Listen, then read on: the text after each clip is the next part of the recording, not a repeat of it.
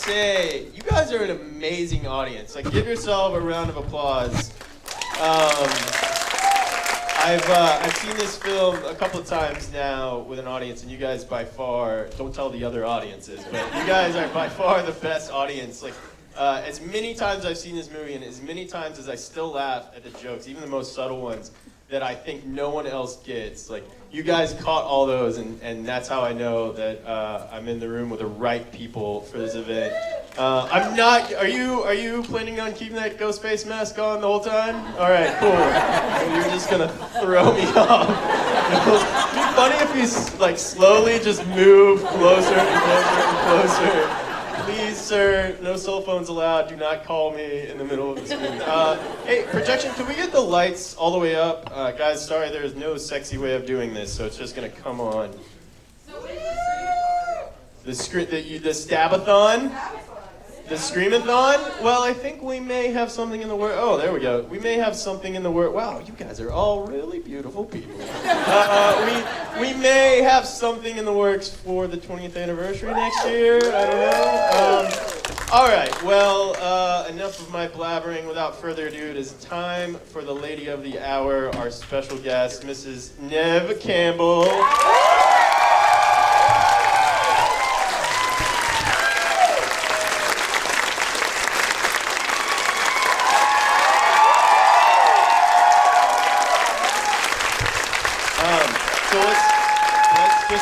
Let's get the elephant out of the room. You wore this shirt tonight, but you did not think about the fact that it was also Avengers opening night, or the fact that you were making like your Texas, actually just your Texas debut here.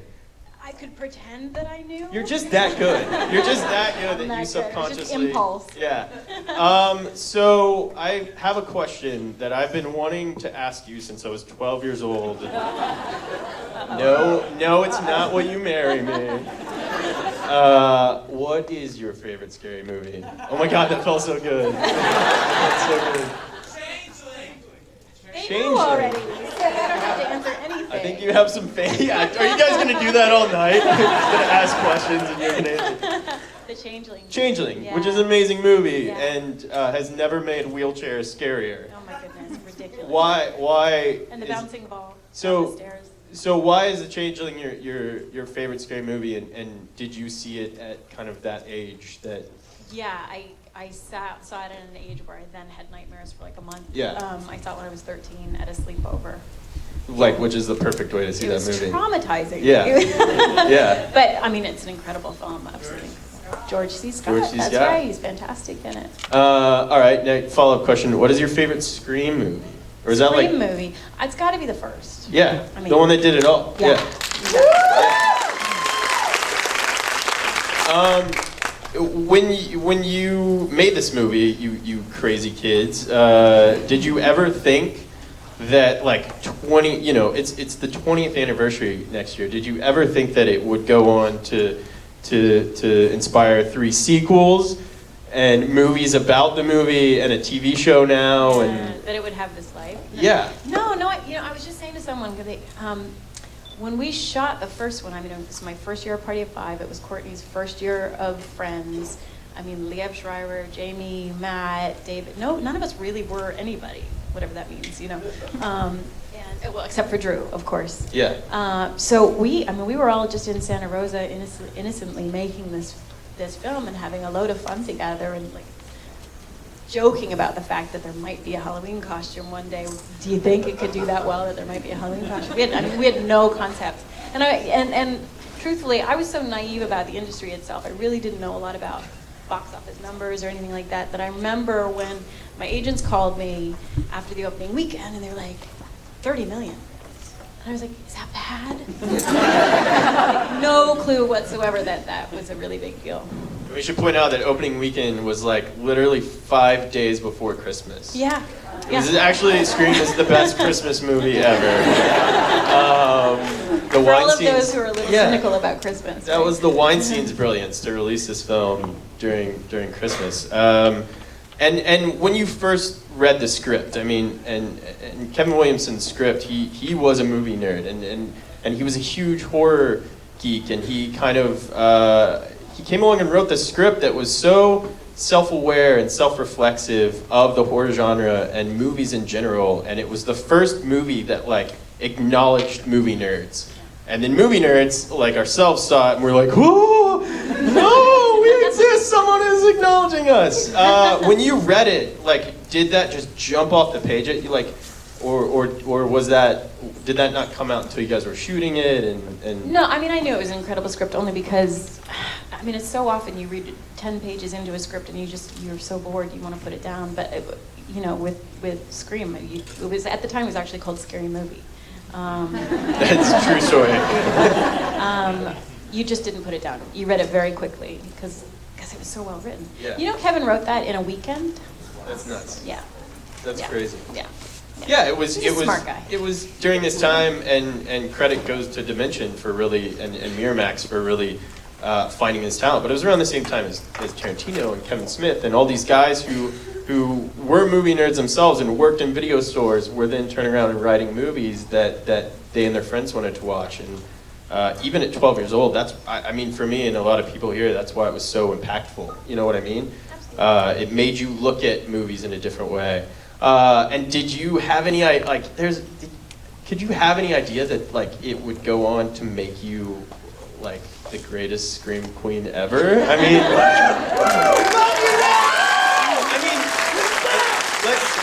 let's be, I don't want to offend the legacy of Jamie Lee Curtis, because she is amazing and really did a lot for women, not only in the genre, but in cinema. But Sidney Prescott came along and was almost a self-aware heroine. She was strong and you know, it kind of acknowledged the rules of the final girl, but broke them at the same time.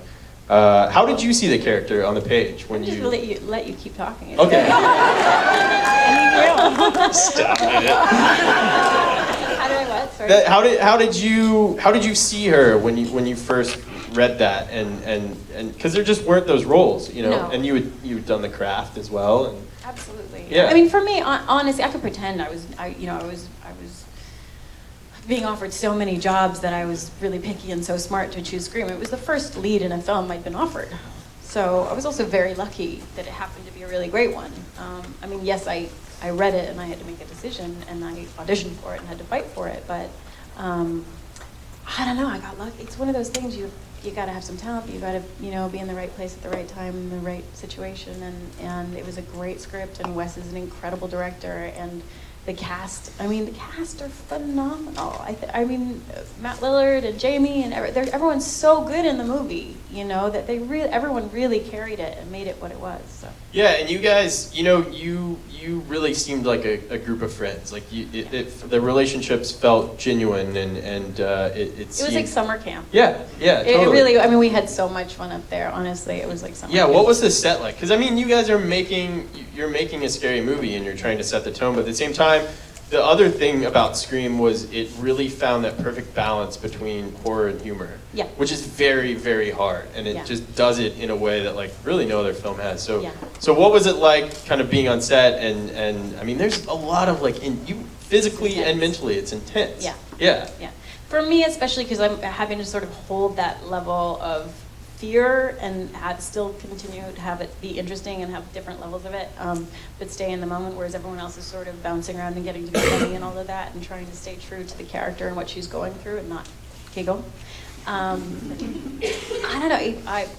It was a load of fun. Everyone was really great. We were shooting, you know, in Santa Rosa. We were all a little loopy because we were shooting nights for a month and a half or however long it took us to shoot. So, you know, I was driving home in the car covered in blood at 5 a.m. and people were looking at me from the next car like, oh my God, this poor girl. You know?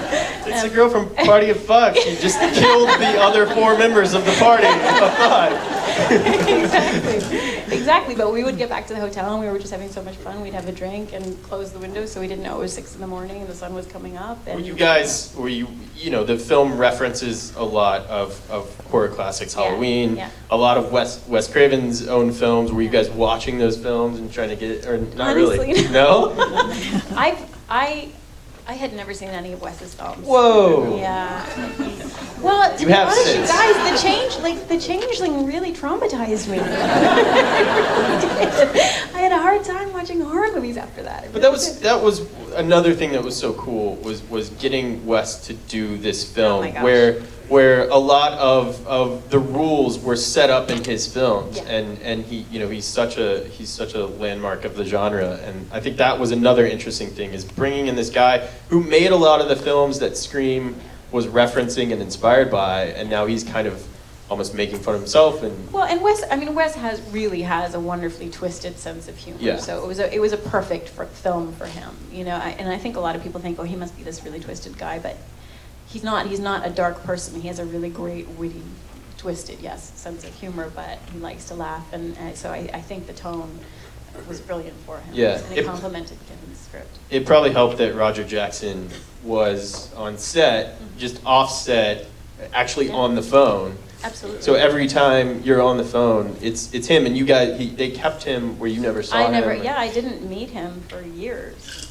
I hadn't met him. I never saw the man. And That's Wes terrifying. Wes did that on purpose. Yeah. It was smart. Yeah, it was smart. With I remember hearing a story about after the film came out and such a success, and so many people were excited about 2 and 3, to the point where you guys didn't even know what the twist was. Did you have the full script to begin with, or did you know that Billy and Stu were? I knew. You knew. But the rest of the cast did not know. I needed to know Right. just for where I was going with the characters, so they were okay with me getting to know who it was. Yeah. But the rest of the cast did not know. That's another thing that, even watching it now, seeing it so many times, it's so strongly, it does such a good job keeping you on your toes and constantly keeping you guessing and giving you all these different people. And then, basically everybody's just has black boots on. You know what I mean? Like the entire town. Like you can't find black boots in that town at all.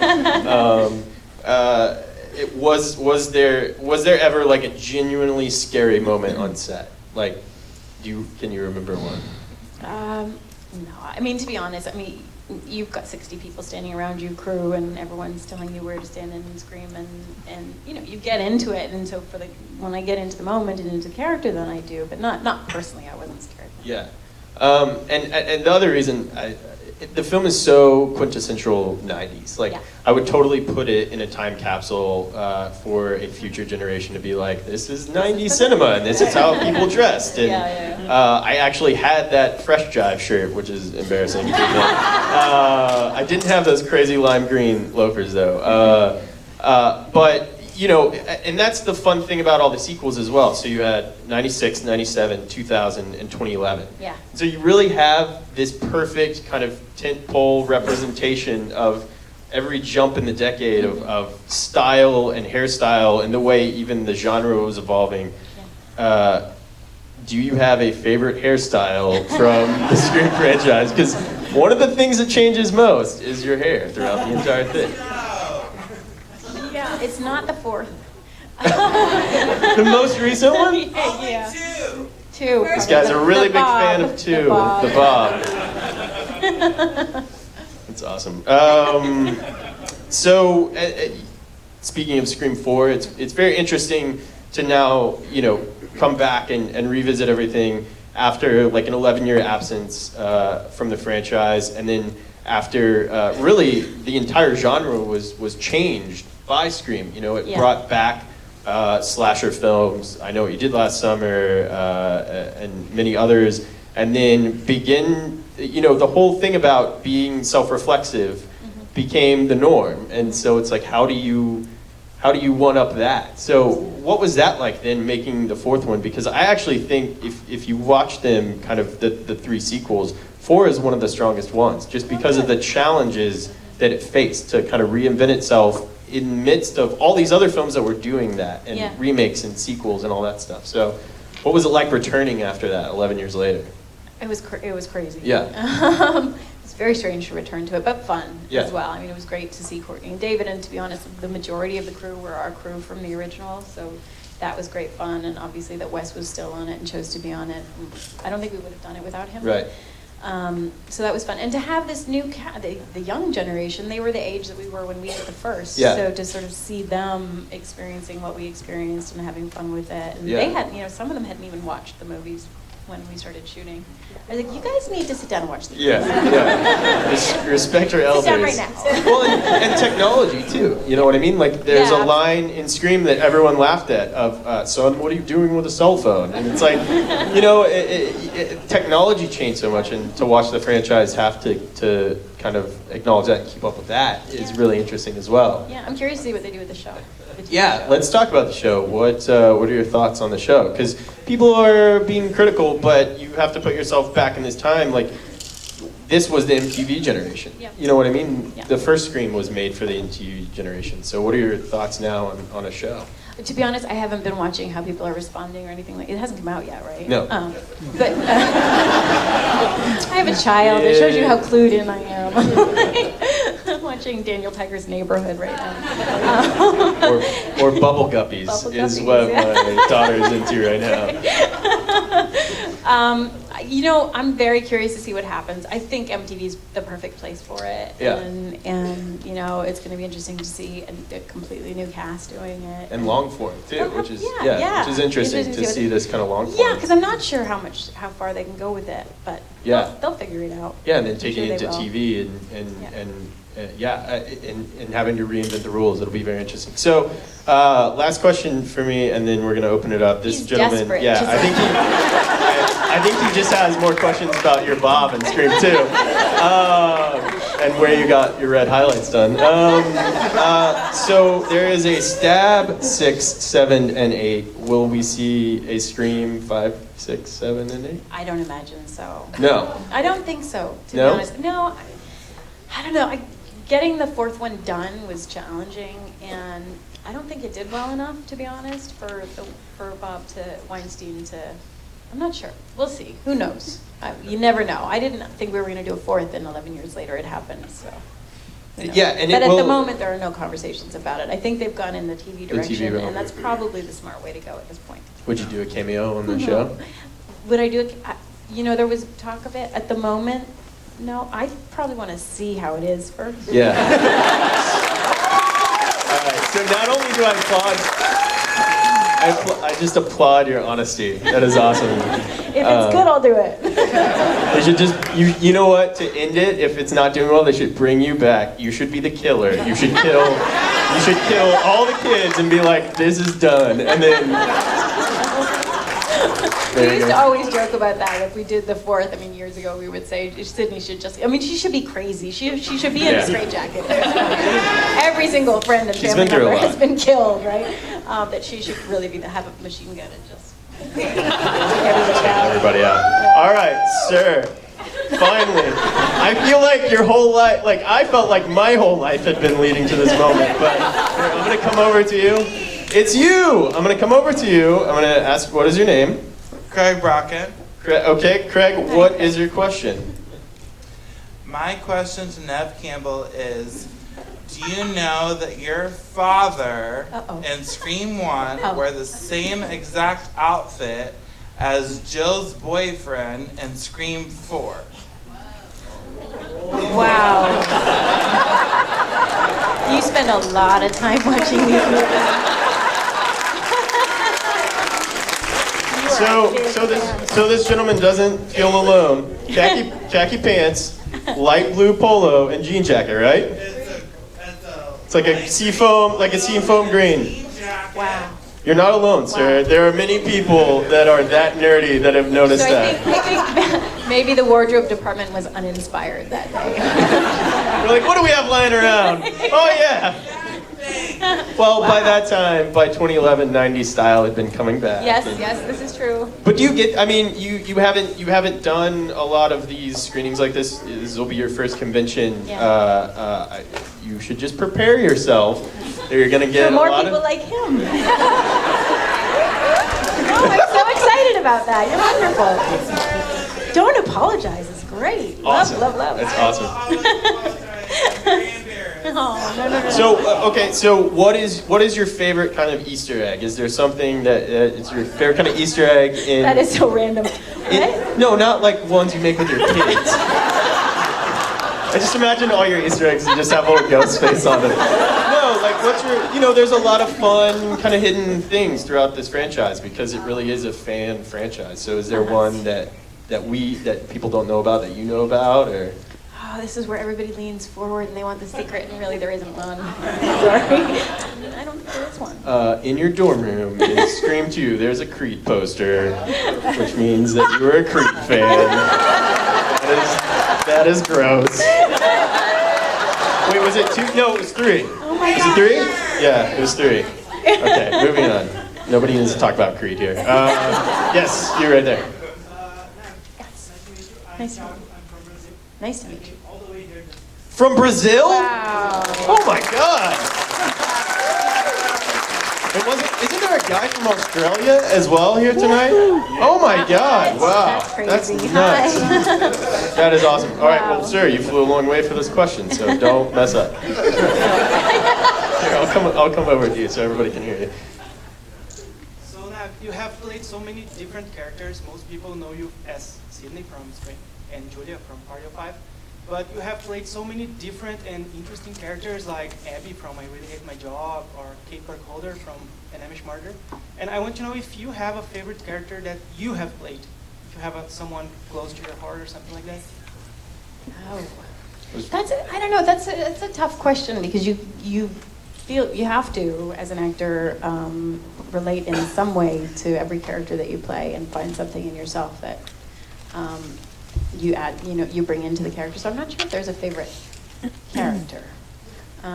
I'd say, Scream is probably one of the funnest experiences I've had. Sydney, I love. I just love her gumption and her strength, and I had a great deal of fun doing that. I'd say The Company because it was a project. I'm surprised. Because it was my creation, and I was a dancer when I was young. That experience was probably the most magical experience because it was that for the dancers. They'd never been in a film before, and the crew had never seen dance before, and Robert Altman just was a dream, and so that experience probably is the closest to my heart. But they're all pretty magical. I've been very lucky to be a part of some really great projects. So. I was really scared that was going in the direction of a Wild Things question. Oh. Gonna have to cut you off, buddy. Calm down. Hey, why didn't you come in that outfit? That would have been awesome. Yeah, that would have been good. You should have shown up in that outfit. I was talking about the jean jacket polo outfit. But that's cool too. All right, let's go. Have you noticed there's just a ghost face? I'm really glad he hasn't moved forward. Really, that's what I said. He's just gonna keep moving forward. All the way in the back, way up there. Hey, my name's Austin. Nice to meet you, Neve. Nice to meet you. My question is throughout all 4 Scream films, was there a particular scene that was extremely daunting or physically exhausting that you can share with us? That the final scene we shot, which takes about 20 minutes in that film, we shot that over 3 weeks. So that was probably the most physically challenging, just because of the level, the height that we were at energy-wise in that scene, obviously was the highest, and we had to keep that up for 3 weeks. So I'd say probably that one. But any of the fight sequences, although I love being a dancer, I love I just love choreography, and I love the challenge of doing all of that stuff. So. Yeah, you really kicked some ass throughout this whole thing, for sure. Yeah,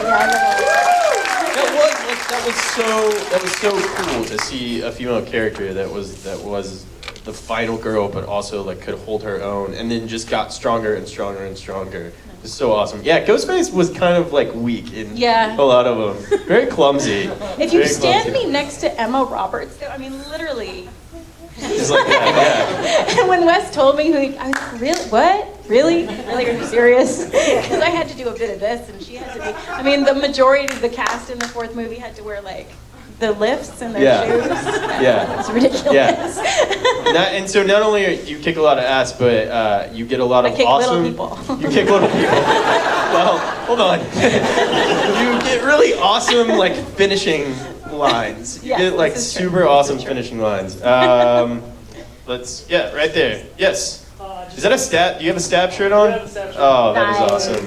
I just wanted to say. Are you live blogging this? Yeah, I'm videotaping. That didn't go well for the guy doing that in Scream 4. And you have Ghostface right behind you. Amazing person, great scream queen. Would you ever let Caspian watch the Scream movies? And he's gonna have to wait a little while. He's not even 3 yet, so. I'll wait till he's past 13, because the Changeling, like I said, did have stuff. So I'm still in therapy about it. But when he's old enough, then he gets to see Of how course, yeah. badass his mom is. Yeah. All right, let's go right here. Hi. Hi. My name's Philip Pulliam from all the way from Missouri. Nice. You must be jet lagged. I wish you could have seen his reaction when he said whoa. My question is entertaining as the movies are, the thing I like to watch even probably more so are the bloopers. Yes. Can you tell me a little bit about the atmosphere on set that leads to such hilarious outtakes, like in the fourth one with the circle jerk line and the alley in the back of the cab? I think those scenes are hilarious. Yeah. You know, when you're having to be in the moment, and that, again, like I said, heightened energy, and having to, you can't take too seriously. So you're gonna lose it sometimes, and it's hilarious. I mean, it's ridiculous what we're doing. I mean, I get paid to run around covered in corn syrup and scream, and I mean, it's fun, but you can't. I mean, we're not saving lives, right? So. I'm glad you brought up the corn syrup thing, because the effects in this movie, I mean, it was still this day is pretty effective in terms of its goriness. I don't know if you know this, but Kane B, Greg Nicotero, Walking Dead, did a lot of the effects. Did you get to, like, especially just opening with Drew Barrymore hanging out with everything hanging out. Did you get to see a lot of that stuff on set? Was it as gruesome as it looked in the film? We got to see some of it on set. I don't know if you, I'm sure some of you, because some of you seem really OCD about these films. There were big conversations about whether it could be PG-13 or whatever if the guts had steam coming off of them. Yeah, that steam is like coming off the pile of entrails. Yeah. And so I think there were conversations about that, and I don't know whether the entrails actually, when it's hanging out of his stomach, you actually see steam, because I don't think you do. I think you see the entrails later, but there was some ridiculous rules about what could be seen and what couldn't be seen. That's nuts. Yeah. That's totally nuts. Okay, yeah, you're right there. Hi. Oh, don't be. I've loved you for a long time, and QnA is on my bucket list, so now I can cross that off. Wow, that's cool. Thank you. My question is, out of all of Sydney's boyfriends, best friends, family members, who is the saddest to go to? Oh. That is it. Hey, round of applause for that question. That's a really good question. Wait, Wait. no, that's her brother on set. Yeah. Oh, right. Wow, you watch a lot of stuff too. I don't even remember the name of the characters sometimes. This is really good practice for this weekend. That's it, man. That's a really good question. What's the question? Sorry, guys. The question is, out of all of the characters that Sydney lost over all of the movies, which is the one that she was saddest about? I would hope her mom. I should have answered that much quicker. Yeah. Probably her mom, because then that's what sort of sent her on. But thank you. I haven't seen these in a while. There's one more thing on my bucket list, a selfie with you, if it's possible. Yes. Awesome. Yeah. Yes. Let's go Australia. Right there. You came a long way. Hi, You must be Nev. tired. Hi. I'm jet lagged. Yeah. Nev, I just want to know, what's it like working with Wes Craven? Like, was it different each movie, or was he the same? He's the same. Yeah. Wonderfully the same. Yeah. He's just, he's an absolute sweetheart. He's a gem. He's, smart and witty, and he can be really quiet sometimes, but then he comes out with these crackers that you just can't believe. And you know, he means the world to me. I mean, what he's given me is just I'm so glad he cast me, you know, and what he's given me. And we've got a really strong, wonderful relationship. And yeah, he never changed. He just had so much fun making the films. He would just giggle. He'd like, literally, you're like screaming and dying, and he's behind the monitor I going, thought he'd be like really serious. Pardon? I thought he'd be like really serious person. No. I mean, he can seem that way sometimes, but no, he's not actually inevitably. Thanks.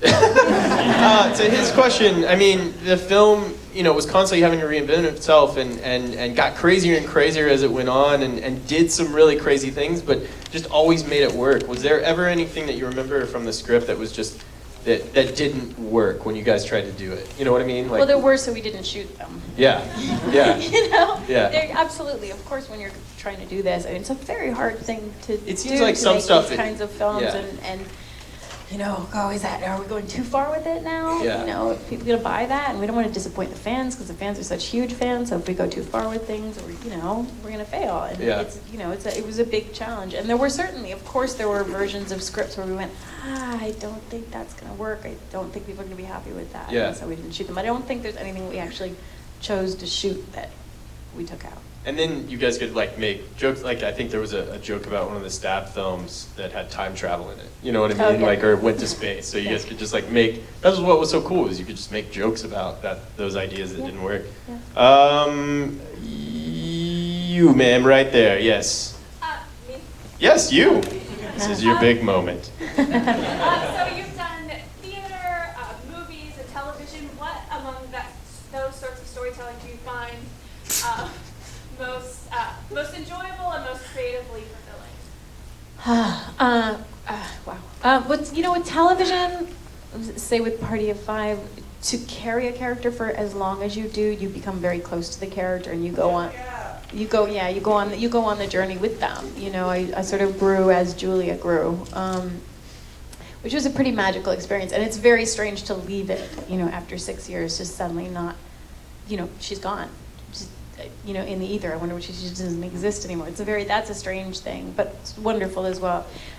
Film is a lovely journey because you get to see the whole arc within a couple of months. You're doing that, and you get to create something pretty magical, and hopefully it comes out and people enjoy it. And theater is wonderful because it goes into the ether in a couple of hours. You know, you do it, and it's just in the moment for those people in front of that audience, and then it's over, and it's just your memory. So That's so interesting. I've never heard an actor talk about that. Characters that don't kind of have an end on screen, like you feel like they just kind of live on inside of you. Like, that's so fascinating. Wow. You right there. Yeah, you. So obviously Scream is like a very scary, like one of the most effed up movies we've seen probably since Halloween. Obviously. Yeah. How did your family feel about you doing this role? You know, being that there wasn't anything so crazy up until Scream. Were they okay with it? Were they like freaked out? Were they like, are you gonna be okay? Like, are you sure? Yeah. You know, I moved out when I was 15, so I sort of make my own decisions from early on. Did it? So. Who said that? So, I don't think they felt, not the right, but I don't think they felt that they would have a conversation with me saying, I don't think you should do this. I think they knew that wasn't going to fly.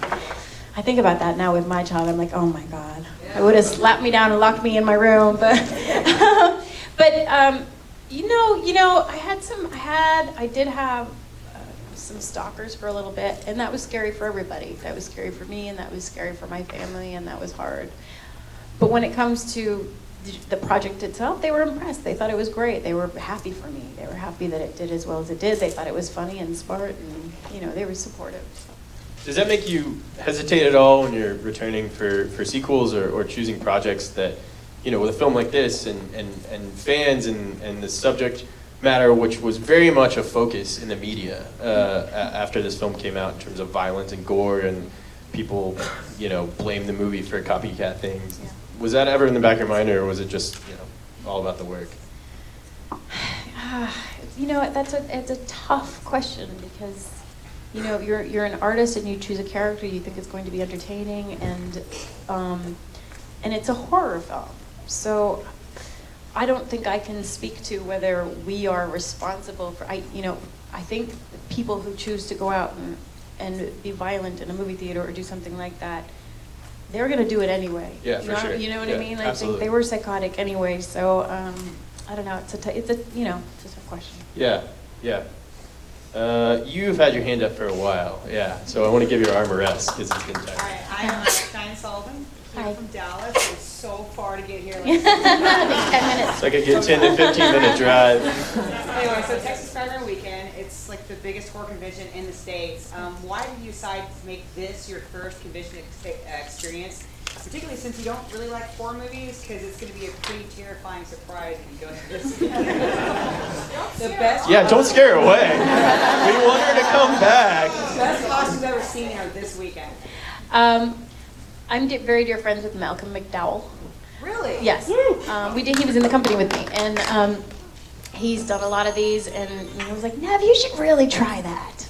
And talked to me about how fun it was, and introduced me to this wonderful man, Chris Rowe, his manager, and now my manager for these events. And we had conversations about what this experience is, and inevitably, it's just about gratitude, right? Like, I'm so grateful for you guys. And grateful for my fans, and I wouldn't be here if it weren't for you. And so it's nice. It's actually really a nice thing to come and do. Well, thank you so much. Scream is my favorite slasher fic, and it was Cool. so exciting to find out that you were going to come to the convention Thank this you, year. thank you.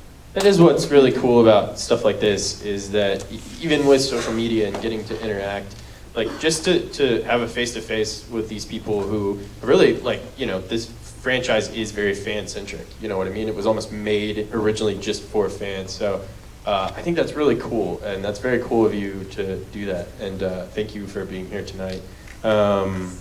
We're gonna take a couple more questions.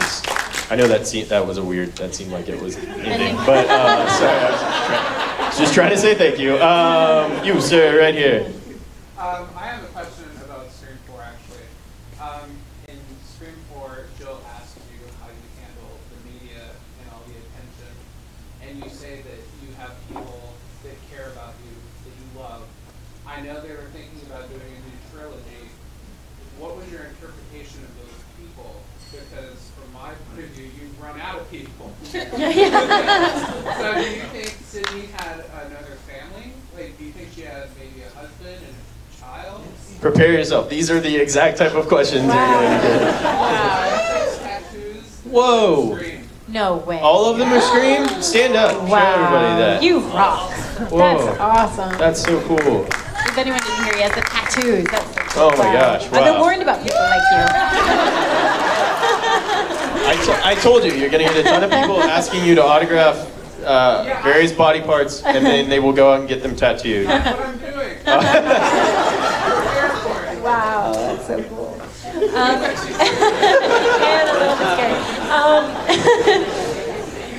What do I think her interpretation was? I mean, I do think that in the fourth, it's been a long time away. She has created a life for herself, and we don't get to meet who it is she's talking about. I don't know if it was necessarily a husband or a child. I think that would have been mentioned, but she has friends that are dear to her, who she's kept close, and feel. I think the thing with the fourth is that she did feel like she'd gotten on with her life in some way, and here she was again. I assumed you hooked up with Patrick Dempsey. But he became my brother. Thank you. Thank you. You know what? I was hoping you were going to ask a question. So her parents brought them.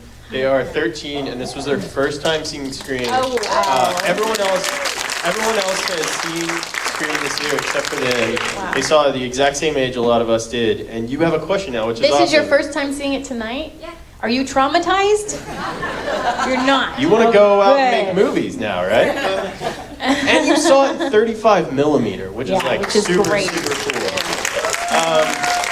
Yes, please, ask your question. What's your name? I'm Sammy. Hi, Sammy. Okay, my question is that, in like The Exorcist, they wouldn't tell characters the scares that would be thrown at them. were there some scenes that were that way with you? Oh, that's a That's a good great question, question. Sammy. There weren't, but this we were talking about earlier. This actor Roger, who was the voice, I never actually met him face to face, and they did that on purpose so that I wouldn't have that familiarity with him, which was really helpful as a performer. Mr. Skeet, got a little scared when you accidentally stabbed him Oh. with an umbrella, right? Yeah. So the scene when you pop out with a costume on Yes. and have the most terrifying weapon ever, an umbrella, and you stab him in the shoulder, his reaction is real, right? Because you missed or something. I forgot about that until this moment. That's what I'm here for. You know what's crazy is I haven't seen him since we did the movie, and I'm going to see him tomorrow. He's gonna be in. You haven't seen him since you did the movie? I've not seen him. Oh my gosh. Life just happens. That's I insane. know. So back to the stabbing. Sorry. You accidentally really stabbed Divert. him. Yes, I did. You're correct. And so next time you watch Scream, if you didn't know that, his reaction of pure terror and pain is real. Here we thought he was a good actor, but actually No.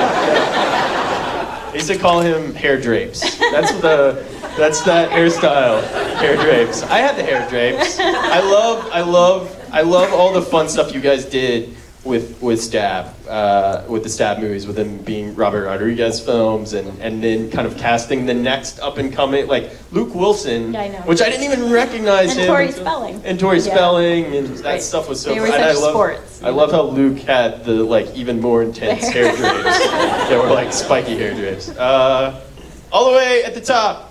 Yes. Both of you at the top. You first and then you. Okay, shag, marry, kill, Steve, Oh man. Jamie, and Matthew. You're really taking it back to 1996, aren't you? Shag, Mary, Kill, Skeet, Jamie, Matthew. Is that the order you would do it?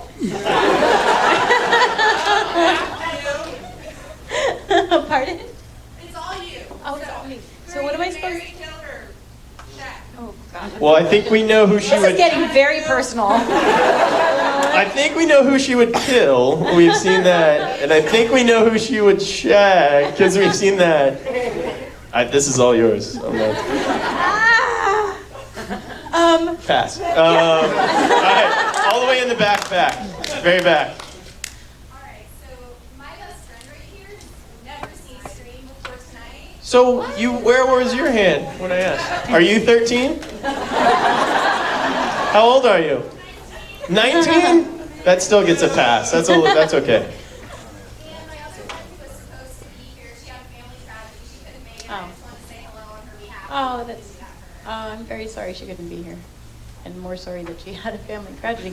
Yeah. Weird coincidence. All right. Where are we going? Come on, guys. It's a horror movie. Let's get some humor in here. Yes, you, sir, right there, in the seafoam green shirt. That's not a polo. No. Hi, 7th grade me is very jealous right now. 7th grade you? Yes.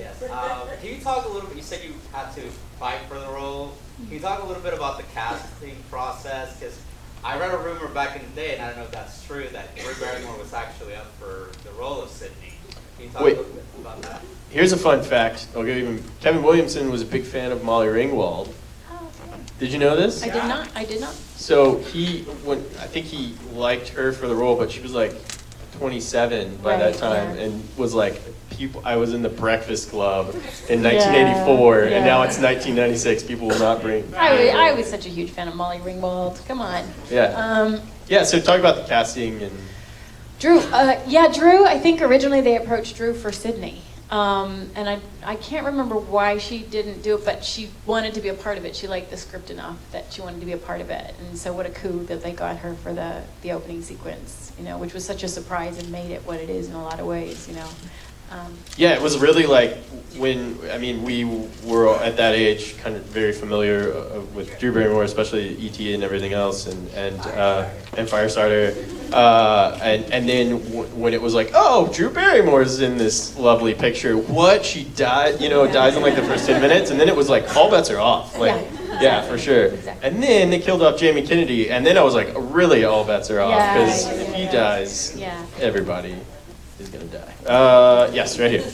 I know you guys already kind of started talking about this, but if they were to ask you to do another Scream, would you turn the tables and be the killer? I personally love you as the heroine, but would you ever want to do that side?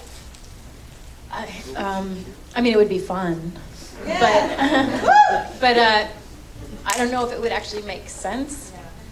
You know, it's funny because a lot of people talk about that. They talk about that being fun, but whether people would actually be disappointed if we actually shot it that way, you know, I'm not sure people would be happy about it. So, yeah. Isn't it true that you also stabbed Scott Foley with the ice pick in Scream 3? Wow. Talk about it in their documentary. I'm like dangerous to be around. Oh my goodness. You should have brushed up on all the special features and everything you said. Maybe I get a little overzealous when I'm doing those scenes. We only have time for a few more questions. Right here. Yeah, both of you, sure. Yeah. Oh, it's a good. I like that question. That's a good question. I've honestly seen about 40 minutes of the first one. I haven't. Is that bad that I haven't really watched them? But I know people love them, and I think that's fantastic. And you know, it's great that they made something. You know, they made something out of our films in some way. They went somewhere with it, so that's fantastic.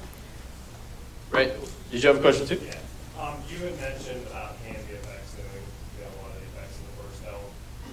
Obviously, they had made a version of the mask originally because they weren't going to use the store-bought mask. They didn't have the rights to it. Yeah. So the mask kind of flip-flops back and forth throughout the first film. Were you aware of that? When they were shooting that the mask kept changing? Yeah, because there were conversations on a daily basis. You know, the props guys bringing in new masks constantly, and Wes going, the nose nostrils not quite, you know. So it was kind of, for me, I think I was so naive at the time, I didn't quite get how important getting that mask right was. But they obviously did. It is funny that it has become such a Halloween costume. It's fun for me to see that. And, you know, when Halloween comes around and I don't have a costume, I'm Sidney Prescott. I mean, what is that? Literally, it's factually the highest selling Halloween costume of all time. Like, what is that like for you? Is it a little bit like nightmarish every Halloween to just be like, great, tons of ghost face running around? No, you know what? It's just fun. I mean, obviously, it's great to be a part of something that's such a success and that people love so much. Have you ever gotten a ghost face? At my door? At your door? Absolutely, and it always surprises them. You're like, whoa! Don't stab me with an umbrella. You know, the perfect thing about the mask is that it works so perfectly for both the horror and the comedy. Yeah. You know what I mean? Yeah. But it could be taken very comical. Like, of course. They you didn't take the really, music out? Yeah, they didn't even really change it for a scary movie, and it still worked that way. So the first time that you saw it, were you like, that's. Yeah, you feel like when you're on set, it's like, is that going to be really lame? Yeah. Yeah. But it isn't when they put the music on and they cut it the way that they do. Yeah. Yeah. Yeah, no, it works everywhere. I mean, yeah, that's why Wes is who he iconic. is. Yeah, it's up there with Michael and Jason and Freddie, and you're gonna see a lot of them this weekend. So, all right, only a few more questions. I'm sorry, I wish we could get all your questions in, but that's what Texas Frightmare is for. All the way in the back, we're gonna take. How many more can we take? 2 more. All right, 2 more. Go. Hi. So, I don't know if you see it, but Wes Craven, like the oldest. Wes Craven's New Nightmare. Have you heard of it? It was like Wes Craven's spin-off on Nightmare on Elm Street, where it features. It's where it took place in the production of the movie and stuff. Yeah. Yeah. Basically, I'm asking if you were to pitch that idea for Scream, would you be down for that? Where it's basically like Sidney Prescott being, well, no, it'd be Neve Campbell. You're talking about her like playing herself. I'm gonna interpret here. Sorry, I speak nerd. So he's essentially like if you were yourself and in the movie you were the actress. I would be the actress but Walking the movie into the was. Scream movie? It was like if somebody was so influenced by the Scream movies that they started to stalk you, and that's what the movie was about. But isn't that already what the movie's about? But it would be you playing yourself. Yeah. It's real, like Inception shit. Yeah. You should just write that script. You should write that. No, that's a good idea. You should write it. He has written it. That's why he's asking. He's like, by the way, just happen to have the script that I'm needed a star in here, Neve Campbell. Hey, did you know? I think they're from here, and somebody will probably correct me if I'm wrong. There's a band that's named after you. What? And they were on like the Faculty soundtrack. Wow. And they were called, it's just your first name. They called themselves Neve, but they were named after you. They got it wrong. But they were named after you. That's so funny, but they're not. Okay, that's hilarious. Does anybody know what I'm talking about? Were they from here? Yeah, they were from here, right? Yeah, they were named after you. That's cool. You know, you have a few moments when you're in this industry where, like, there was a sandwich in a deli named after me in New York. And my name, because it's a weird name, ends up in a lot of the crossword puzzles in, like, the New York Times and stuff. And a band. See, that's when you're like, okay, I did something. They're pretty good. They're very, there you go. Hey, they made it. They made it on the soundtrack to The Faculty, which was a Miramax movie. So you never know. You never know. And it was a tuna melt. Like a tuna melt. It was a Robert Rodriguez movie too. So all right, we have one more question. Okay, you have a bunch of people pointing at you. Last question. Biggest question of the night. Don't fuck it up. Go. What is your name? What's your name? What's your name? What is it? Charlie. Charlie. Nice to meet you, Charlie. Mrs. Campbell. Oh. What is your favorite part about being a mother? Oh. I love to finish on that. I know we're watching a scary movie, but Nailed it. Did you hire him for that? Oh my god! I mean, I don't think you can sum it up. It's just so incredible. My little boy is just, I mean, magic, and makes me laugh and cry and giggle every day.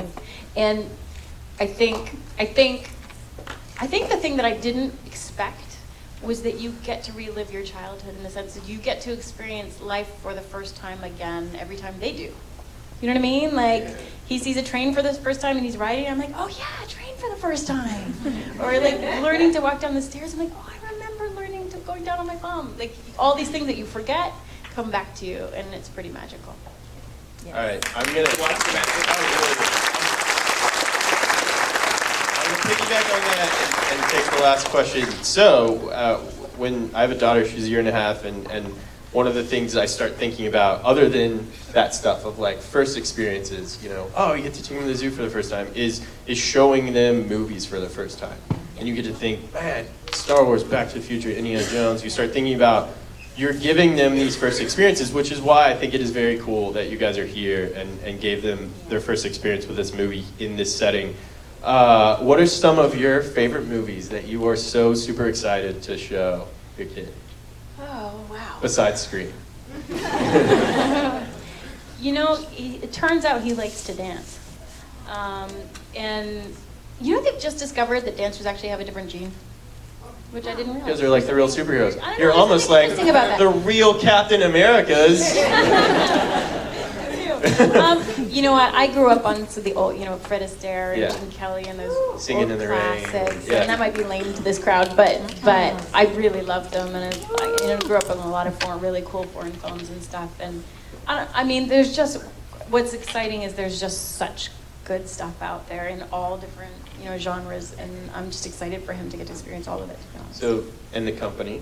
The Company. Which one of your films are you most excited to show?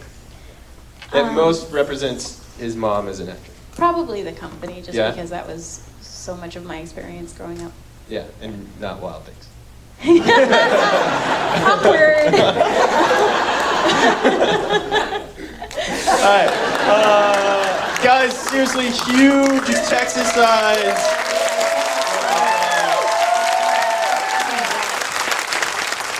You guys, give yourself a round of applause. You're an amazing, amazing crowd. Please stay seated.